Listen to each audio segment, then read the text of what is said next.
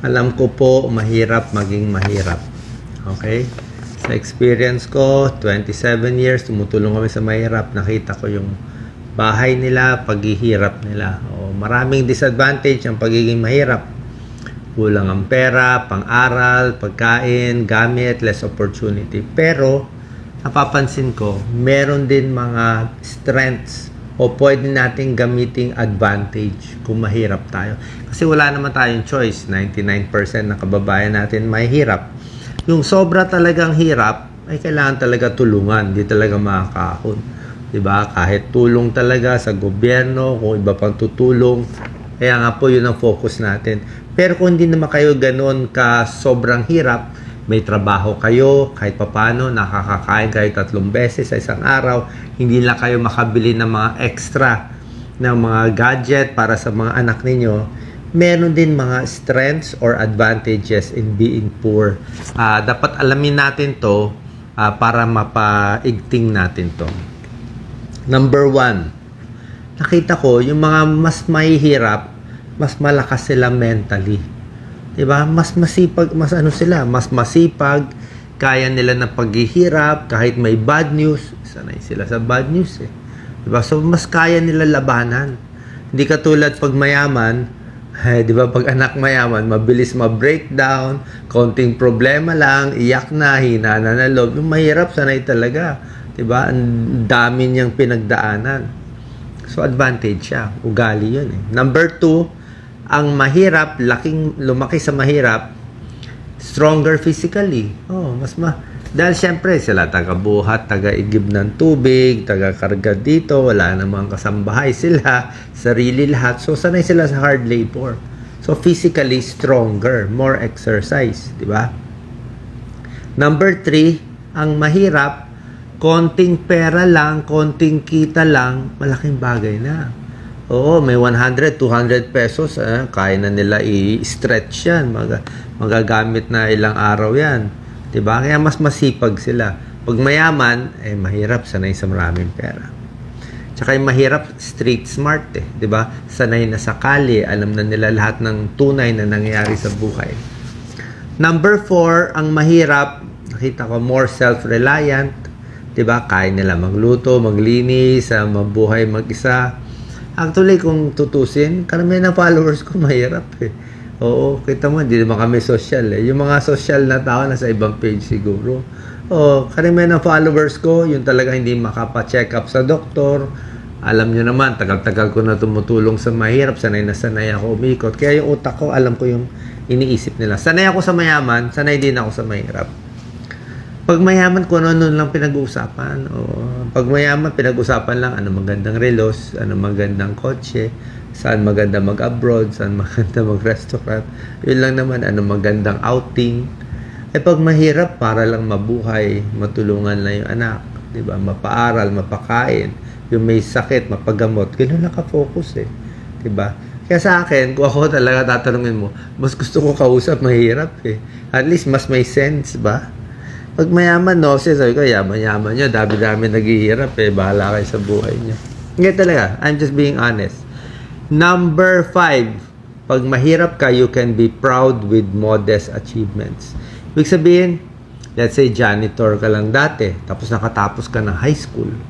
Malaking bagay na yon, diba? Big deal na yon, diba? Kasi nag-umpisa ka sa mababa, naabot mo to eh.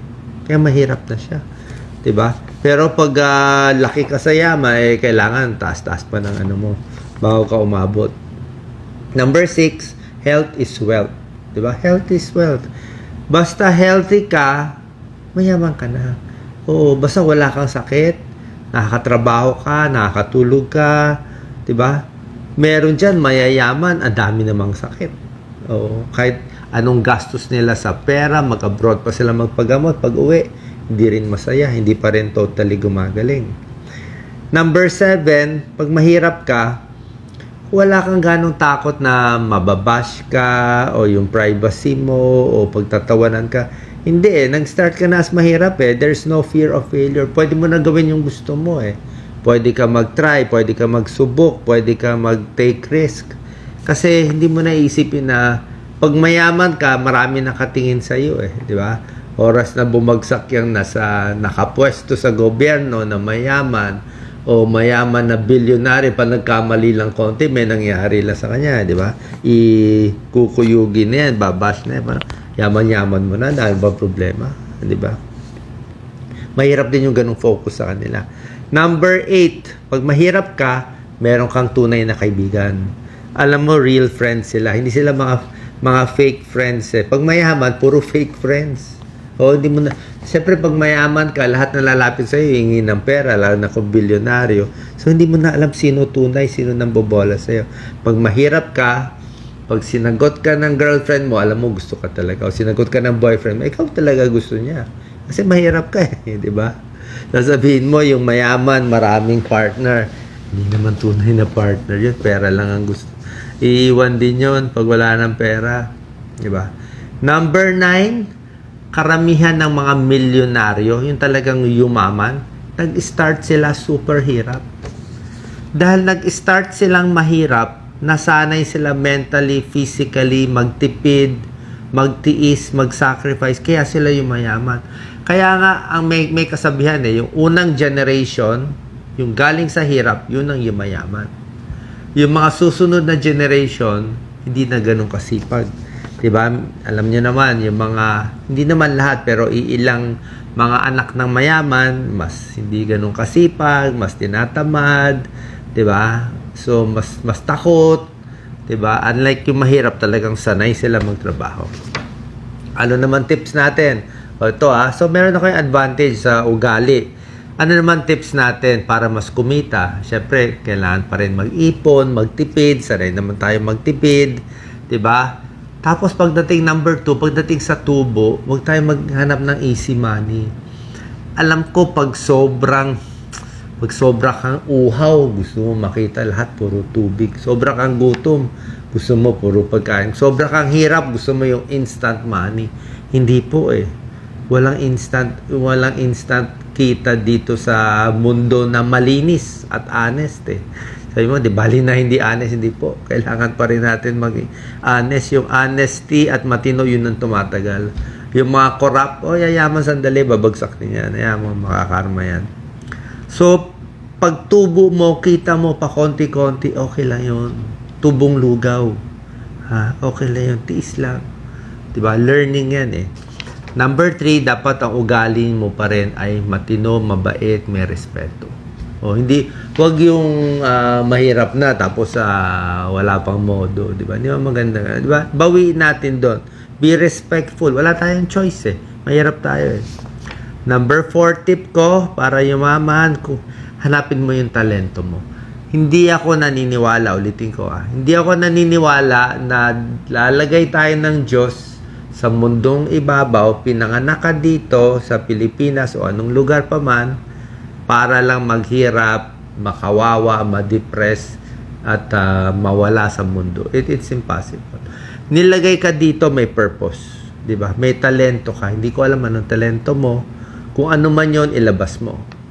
Trabaho, sulat, lakas ng katawan, sipag. Diba? Tsaka ngayon, may social media na. Laking bagay, libre. Libre Facebook, TikTok, YouTube, di ba?